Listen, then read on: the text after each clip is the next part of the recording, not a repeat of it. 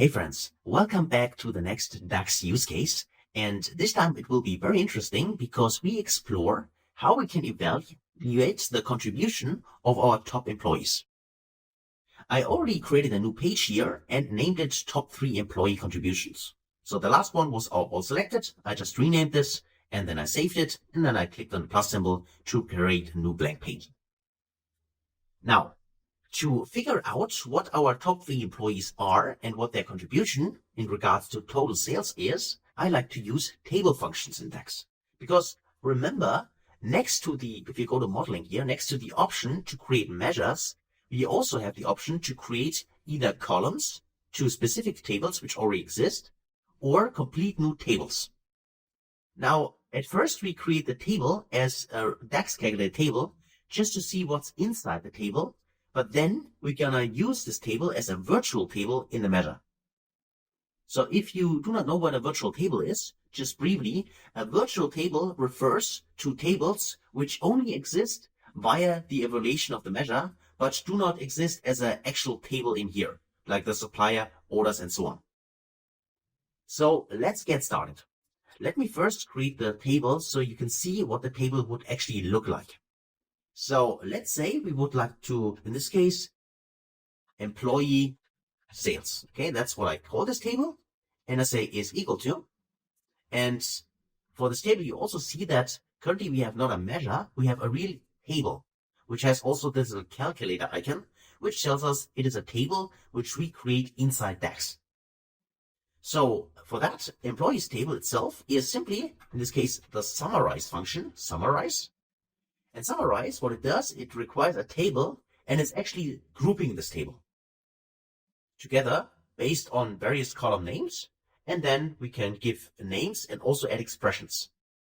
So for instance, I like to create a table and this table contains a unique list of my employees and also then the total sales numbers. So for that, let me show you how that works. The table which we're going to summarize is the employees table. We would like to have a unique list of the names of the employees, so we can reference the employee name, like that. And then, as an expression, we give the expression, so the new column we create, a name, like for instance, contribution, or sales contribution. You need to put it in quotes, because it is the name of the column. And now the expression for this column, so the value which should be displayed in the column, is our total sales measure. Like that. And then I can close this. And that's actually everything we need. So this just gives us a unique list of the employees table grouped. So the employees table is grouped by the employee name. And then we add another column, which is named contribution. And that shows the total sales. So if I check the box to create the table, this table would be available. And we can also have a look at the table by simply going to the table view. And you see here, that is the table we have created. So it's just actually 2 columns. The one is the employee name, unique list without duplicates. And the second one here, the contribution, is simply actually the value, the total sales value now for each of the employees. So if those values would be summed up, we would get the 1.35 million and so on. So it would actually be the same as if we go in the view and go to our employees in here, search for the employee name, click this option. There we have our list. And then if we add the measure, which is total sales, like that, click the option, you should see here the numbers. So let me make this also bigger. So let's go in here and go to the visualization option here, the formatting option, and then choose, for instance, 14, like that. 14. You can see that here are the numbers. And if I, for instance, take a look at Tyrion, Tyrion has 214,885 and so on. And if I go to the table which we have created with our DAX expression, so the, where is it? The employee sales, this one here. If I go to the view, 214,885, go here, and therefore Tyrion, for instance, there it is, and there's 214,885. So it's not formulated here correctly, I get that, but the values here are exactly the same, as you can see here. So we have basically created this table here as a real table in the model currently, using this employees table, sales here, this one, using the summarize function. Now this, if you do it like this, create tables like that, you can do that in DAX. And this gets you the tables here, but not as virtual tables, but as actual tables. Because now this table exists in your Power BI model. On the other hand, if we use this table, but inside a measure as an expression, then it is a virtual table, because then the table is not appearing here. That is what's meant by virtual tables. So that you know, if someone tells you about virtual tables, these are just tables inside a measure expression, but they are not evaluated outside and created here. So you cannot see them. So this was just for demonstration purposes, so you can see what kind of table we create. And our goal now is actually to filter this table, because we do not need to have all our, in this case, employees. We only need, if I sort them here, we only need the first three, for instance, those three. So Sansa, Tyrion, and Daenerys. These are the ones we want to know, because we would like to know their contribution regarding the total sales 1.35 million. So for that, now let's actually go to the measure option here and create our table. So at first, we need to go inside new measure. And here we like to create a measure and call this top 3 employees. Sales, employee sales, okay, like that, equal to. And now I go to a new line. And in here, I'd like to create a variable to store my virtual table. So the variable can hold either expressions, so single values, like other measures, but it could also will store complete tables, like for instance, the employee sales table which we have created. So for the variable, I call this, in this case, temporary table or virtual table. That's actually the same. So both these mean the same here in Power BI. So the temporary table, temp, TBL, is equal to, and now I'm using the summarize function. So same as we have done for the employees, in this case, the employee table, this one. And we do exactly the same. We, in this case, group it by the employee name. And then we want to add their contribution as another column. And there we just add the total sales, like that. So now we have the same table as we've seen in the employee sales table, but only inside the measure currently and stored in this variable. Now we need to filter this table, as I said, because currently it gives us exactly what we see here. It gives us all the employees and their contribution. But we would only have, for instance, the top 3 or top 5, whatever kind of number you specify. So that is why I need to actually wrap this in another table expression. I can do that. So I can nest various table expressions. And here I'd like to use the so-called top n function. So top n, as the name implies, uses the top n values from a table. And you see, returns a given number of top rows according to a specified expression. Now, the n value, in my case, should be 3, because I said I would like to see the top 3 employees' contribution. The table is the table which we have created here. The table which you also have seen in the model, which consists of the employee names and their contribution. So we can leverage that. And then here, the order expression. So how should those top 3, defined? What are the top 3? Well, those top 3 are identified by the contribution. So this column here, which contains the total sales. So we can reference here contribution here. This is the column which comes from the summarize table. And from this contribution, what is the order? Now the order is descending because those with the highest amount of sales, so the highest contribution, should actually be ranked number 1. That is why, in this case, descending is the right form. So let's close this. And now this is actually our table. So this is just the filter table of our employees table with their contribution, which only contains the top 3 employees now. And this complete table is stored in this temporary table. And now we can actually go down in here, and then we can return something. Remember, whenever you use variables, at the end you need to use return keyword to give something back. And for the return, we now iterate over this table.